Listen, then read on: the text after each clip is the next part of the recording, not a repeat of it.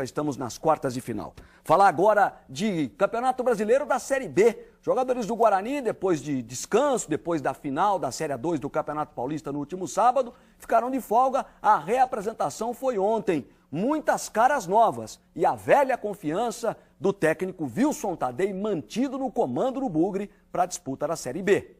Na reapresentação do Guarani, tudo que se viu foram os jogadores entrando no ônibus. Nada de treino. Eles foram fazer exames na Unicamp. Além dos 10 jogadores já anunciados, outros 2 estão confirmados. O meia Felipe Silva e o volante Rafael Jataí. Entre tantos jogadores, para o técnico Wilson Tadei, o importante é o comprometimento com o clube e a amizade entre os jogadores. O jogador tem que se comprometer com o clube que ele paga, entendeu? E isso é importante, esse comprometimento e fazer com que o grupo seja um grupo unido. Todas as equipes que eu passei, eu sempre primei por isso aí, entendeu? Por essa lealdade, essa amizade que é que faz a diferença. O jogador jogar por prazer, por ele, pelos companheiros e pelo clube, né? Wilson Tadei chegou de mansinho e aos poucos conquistou o espaço no clube e vê o atual momento como o maior desafio da carreira. É o maior desafio, sim. É um desafio interessantíssimo. A minha vida tem sido um desafio a todo momento. Tenho sempre sendo desafiado.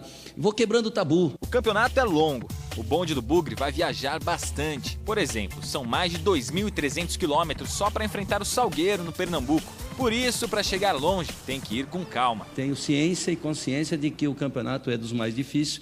E qualquer pessoa que diga, nesse momento, que já subiu, eu acho que é uma opinião muito prematura e leviana.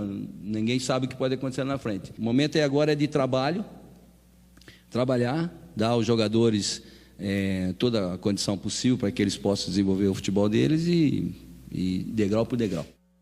E nesse período de reformulação, algo absolutamente natural, 12 estão chegando, né? Outros devem sair. O artilheiro Marcos Denner não deve permanecer, ele deve ser liberado para acertar com outro clube. Marcos Denner fez 12 gols na temporada, 11 na Série A2 e 1 na Copa do Brasil. O goleiro Fernando Wellington, o lateral Brida, o volante Ronaldo, o meia Márcio Guerreiro e o atacante Flávio também não deverão permanecer no brinco para a Série B do Campeonato Brasileiro. O Guarani estreia contra o Criciúma, dia 21, lá em Santa Catarina.